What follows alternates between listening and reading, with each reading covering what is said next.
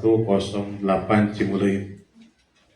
Saya ditugaskan di tahun ini, baru 1 tahun, karena termasuk saya pengawas yang baru, Bu.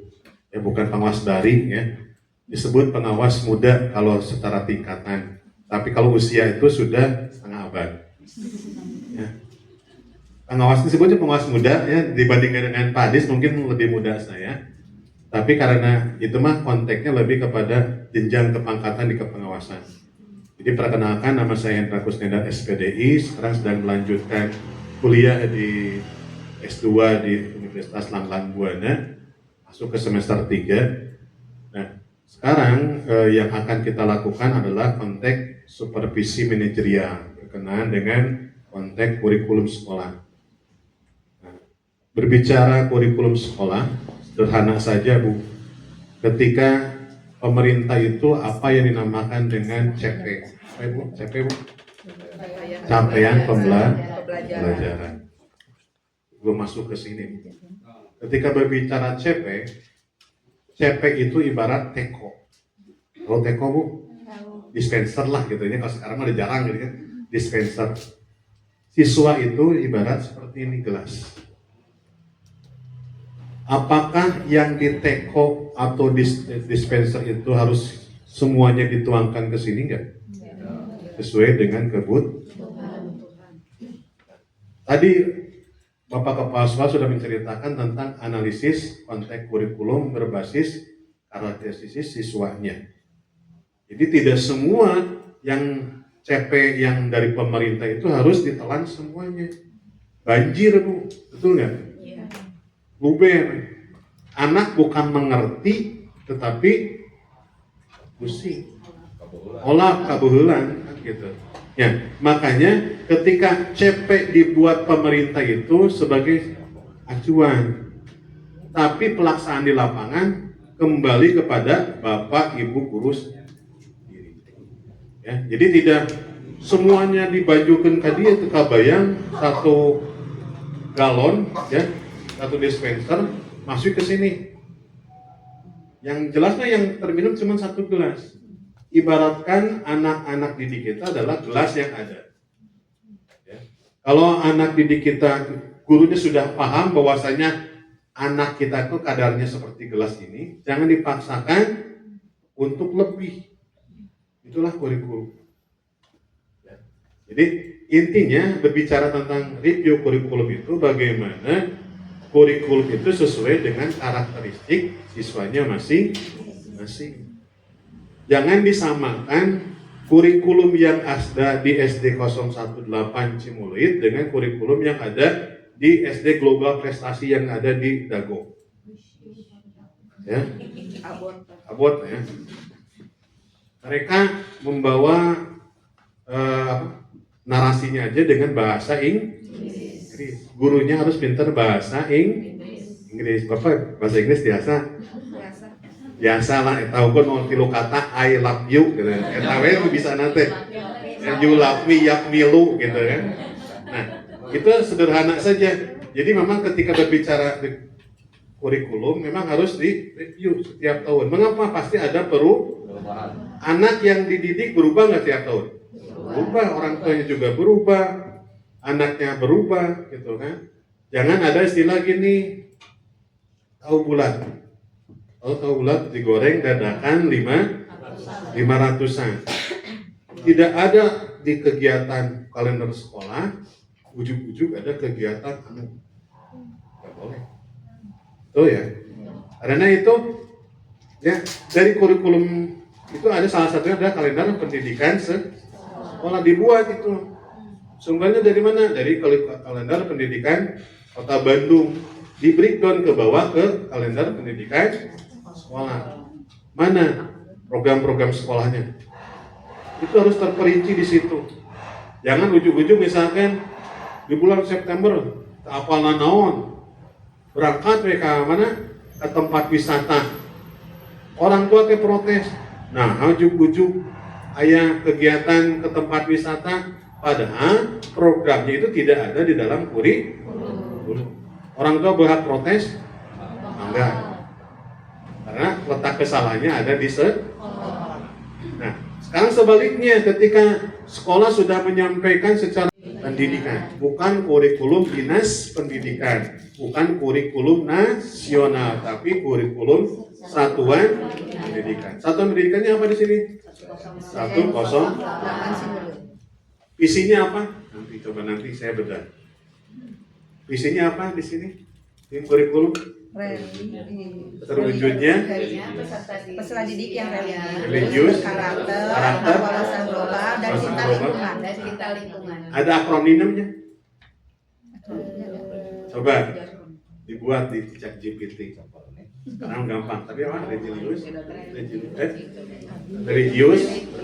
karakter, wawasan global, cinta lingkungan. So, dari 4 kata tersebut dirangkum jadi akronim, Pak. Kalau ChatGPT, keluarkan kira-kira apa? Buat akronim dari 4 kata tersebut. Sekarang mah gampang, Bu. Ya, ada ChatGPT, jadikan teman. Tapi jangan jadikan panduan, jangan. Karena ChatGPT itu mesin. Karena saya pernah ke ChatGPT nanya, apakah Anda puasa? Jawabannya apa? Saya bukan manusia seperti Anda, tidak makan dan tidak minum. Ya. Terus sahur dengan apa? Dia bisa jawab. Tadi saya bukan manusia seperti Anda. Ternyata ChatGPT mes. Religius, berkarakter, berwawasan global, dan cinta lingkungan buat lingkungan. Saya keluar. Kenapa saya bawa dulu ke sini? Nanti kita lihat, Bu, ya. Nah, lihat. Bergema. Contoh ya. Ya. Bernya tadi beriman, religius ya. Kayaknya empati, R-nya responsif, G-nya global, E-nya ekologi, M-nya mandiri, A-nya aktif. Ada berkah, beriman, empati, religius, semua ada di sini, Bu, ya. Ceria, cinta lingkungan. Terus, Pak. Sigap, berjaya, rekomendasi. Nah, ini rekomendasi nih. Rekomendasi terbaik untuk cekap tadi. Rekomendasi terbaik untuk SDN 108 Cimu. Ya. Kurikulum bergema SDN 018 Cimu. Jadi dirubah. Jadi namanya bukan lagi kurikulum satuan pendidikan gitu, tapi kurikulum bergema. Itu mencerminkan isi dari kurikulum tersebut, visi dari sekolah tersebut. Bergema teh naon gitunya. Kita itu kan ada apa? Ada beriman bertakwa, kan religiusnya. Ada empatinya di sini tentang akhlak mulyana, ada tentang perubahan tantangan, ada lingkungannya, aktif sebagainya. Coba lagi, Pak. Rubah hanya terdiri dari 4 tadi ya, 4 dari 4 yang tadi. Yang 4 ya, yang 4. Tadi 4 tadi yang religius, berkarakter.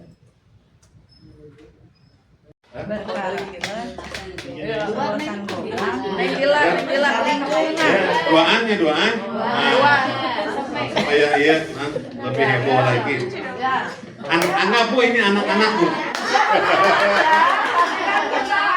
Tepuk raga ya, siap. Perhatikan kata-kata sebut dulu ya, siap. Tepuk raga. Religius, berkarakter, berwawasan global, cinta lingkungan. Asri, cinta lingkungan. Atau gini aja, Bu. Siap. Tepuk raga. Religius, berkarakter, berwawasan global, cinta Jadi yang lingkungan. dalam kurungnya nggak usah disebutkan ya. Boleh ininya, misalkan religius, akhlak mulia, global. Enggak pakai, kita enakan Pak, enakannya Mana? religius, berkarakter, berwawasan global, cinta lingkungan. Boleh. Kita ulangi Gitu, ya, Pak. siap. Sampai gerakannya, Bu, gerakannya. Ya, siap. Aslinya mau dibawa. Ya kan cinta lingkungan, Pak, kan Raga, cinta lingkungan. Ya, Nah, 1, udah, gitu. 2, 3. Ya siap ya, siap ya, siap. Tepuk Raga. Religius, berkarakter, berwawasan global, cinta lingkungan. Jadi dibedakan ya Bu ya. Nah, ini baru 1 Bu ya. Namanya jilid ya. Namanya jilid babi ya, namanya dari itu namanya jilid. Nah, baca di sini semua. Ya. Nuhun Bu, tepuk tangan untuk kita semua. Nah, jadi dari Bu, saya mengingat seperti ini Bu. Jadi ketika review kurikulum, ternyata tim kurikulum sudah hebat gitu ya. Jadi, ketika sudah berbicara analisis raport, berbicara tentang TKA, berbicara tentang bagaimana menganalisis kurikulum yang sudah ada sehingga menjadi tampilan tersebut. Jadi ketika nanti Pak Kepala Sekolah menandatangan ke Pak Kasikan, pasukan PPT tadi Pak dilampirkan. Jadi nggak usah dibawa satu bendelnya, cukup bersurat rekomendasi dari saya. Terus yang PPT tadi berarti kegiatan itu dilaksanakan. PPT yang tadi Bapak yang disampaikan oleh tim kurikulum itu dilampirkan. Nah, justru pasukan itu inginnya seperti ini. Jadi sekolah itu cik naon beda nah gitu kan. Kalau Ibu kelihatan nggak dari tadi yang disampaikan oleh tim kurikulum bahwasanya isi kurikulum seperti itu. Jadi itulah intinya. Jadi ketika berbicara kurikulum, itulah ruh pendidikan yang ada di sekolah tersebut. Nah, saya akan berbicara tentang ini mungkin sudah disampaikan kepada tim kurikulum ya Pak itu ya waktu di kegiatan di panorama. Tapi alangkah lebih baiknya ini juga dipahami oleh Bapak Ibu semua. Jadi ketika berbicara tentang kurikulum, kita harus memahami tentang fondasinya dulu. Ya, Bu, ini bangunan ya, betul nggak? Ketika berbicara kurikulum itu ini bangunan yang sangat kokoh, tapi harus diawali dengan apa Bu? Pertama harus analisis konteks sebagai fondasi. Tong waka ujug-ujug menyusun, tong waka ujug-ujug mengembangkan, melaksanakan, mengevaluasi gitu kan. Ibaratlah ini mah kentengnya Bu ya. Ini menyusun fondasi pertama. Yang pertama, yang kedua setelah disusun dikembangkan, yang ketiga dilaksanakan, yang keempat ya Pak. Nah ini dulu analisis konteks fondasinya apa? Ya, jadi ketika berbicara analisis konteks berarti ini fondasi utamanya yang perlu kita kaji. Untuk apa? Untuk mengetahui real yang ada di lapangan tersebut di sekolah satuan pendidikan. Ini tidak sama kayak tadi. Nah, tujuannya apa? Untuk memotret kondisi internal dan eksternal sekolah. Jadi kurikulum itu inti tujuannya internal, eksternal sekolah. Tika potret tina buku teh. Jadi kurikulum itu bukan sesuatu yang mati, tapi sesuatu yang hidup. Kalau sebatas tawisan ku Abi, tawisan ku Pak kasih pasukannya simpan di meja kepala sekolah, di lemarian, bahkan di panci, dibuka-buka acan. Bingung tak? Kita arahnya di mana? Nah, jadi kurikulum itu harus sering-sering dibaca. Minimal lah setiap sekolah tadi mengeserkan program kegiatan sekolah dalam 1 tahun. Kalender pendidikan kasihkan ke setiap orang tua, betul ya? Sementara ini kemarin sudah belum? Kalender pendidikan dikasih ke orang tua. Bagus, berarti dengan melanjutkan. Jadi itu orang tua akan paham seperti apa. Nah, terus sebagai esensinya apa pemetaan kondisi sekolah agar kurikulum itu relevan dengan kebutuhan siswa dan lingkungan. Ini yang paling penting. Nah, baru kita berbicara kurikulum ideal. Apa idealnya itu? Setelah disusun, dikembangkan, dilaksanakan dan dievaluasi. Hari ini dalam rangka apa? Mengevaluasi sekaligus mengembangkan. Nah, gini Bu. Lihat, ini ada wadah yang sama ya. Betul? Saya coret 3 cakra. Ini untuk apa Bu? Jangan sampai kurikulum itu copy paste. Sarua ujung sekolah nu lain. Eskul di 018 ada eskul drum band. Ada nggak? Ada. Diasupkeun tina ieu teh ekstrakurikulernya drum band. Dia di lapangan, yang mana drum band-na? Gitu ya, yang ada budak tataluna meja, gitu ya. Ya. Tadi kan SD kurikulumnya apa tadi? Ada bahasa masukkan ke dalam kegiatan ekstrakurikuler. Ada karate, silat, pencak? Ada. Masukin di dalam kurikulum di kegiatan ekstrakurikuler. Ada berapa di sini kurikulumnya ekstrakurikulernya? Ada tampak. Nah, entong ngakukeun 12. Ya. 12 mah di SD yang lain. Wah, di sini ayat tai chi, ayat kungfu gitu ya. Wah, itu teh nggak bohong ya. Padahal tadi teh itulah copy paste dari sekolah yang lain. Yang kedua, merespon ekosistem secara spesifik dan dari setiap sekolah. Setiap sekolah punya kekhususan spesifik masing. Yang ketiga di sini menjawab kebutuhan langsung peserta didik. Tadi teh ketika sekolah menyebarkan Google Form, betul ya? Untuk apa? Ke sini nih. Kebutuhan peserta didik, kata orang tua teh, kami ingin ada eskul bahasa tampung oleh sekolah, betul ya? Niat abdi di rumah teh kadisdi bukan hanya sebatas absen, tapi niatkan dari bapak ibu semua menggugurkan kewajiban kita sebagai makhluk yang harus beribadah. Tugas manusia ada dua pada yang utamanya. Yang pertama sebagai khalifah fil ard, yang kedua sebagai makhluk yang harus beribadah. Wa ma khalaqtul jinna wal insa illa liya'budun. Tidak semata-mata Allah ciptakan jin dan manusia kecuali untuk beribadah. Khalifah fil ard sebagaimana surat Al-Baqarah ayat 30. Wa id qala rabbuka lil malaikati inni ja'ilun fil ardi khalifah.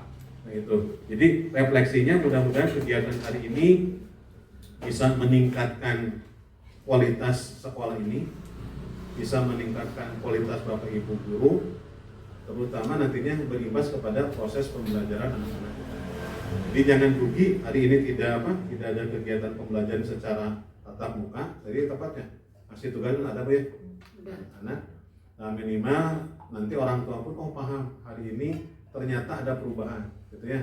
Ternyata besok gurunya yang tadinya biasa-biasa, setelah kegiatan ini jadi luar biasa kan gitu ya. Tadinya tujuan teh kemana we gitu kan, tapi nama tujuannya lebih terfokus. Terus titip pesan dari berkenaan dengan disiplin pegawai negeri Bu ya. Terkadang kita teh dituntut oleh aturan, bahkan kalau 3 hari saja ya aturannya 3 hari saja dalam 1 tahun tidak ada kabar berita, 3 hari itu lama-lama ya. 3 hari di promosikan dalam 1 tahun itu kita sudah mendapatkan hukuman ringan berkenaan dengan disiplin pegawai negeri. Jadi absen bukan hanya sebatas absen, bagaimana absen itu kalau dulu mah ada jebul terus bukan buruntul ya, ada jebul, ada datang kelihatan apa? Tangan, mundur kelihatan mundur. Jadi aya jebul, dekul, ngaguruntul. Ngaguruntul ya ilmu yang disampaikan, jebulnya datangnya Bu ya. Dekulnya orang ngadekul gitu.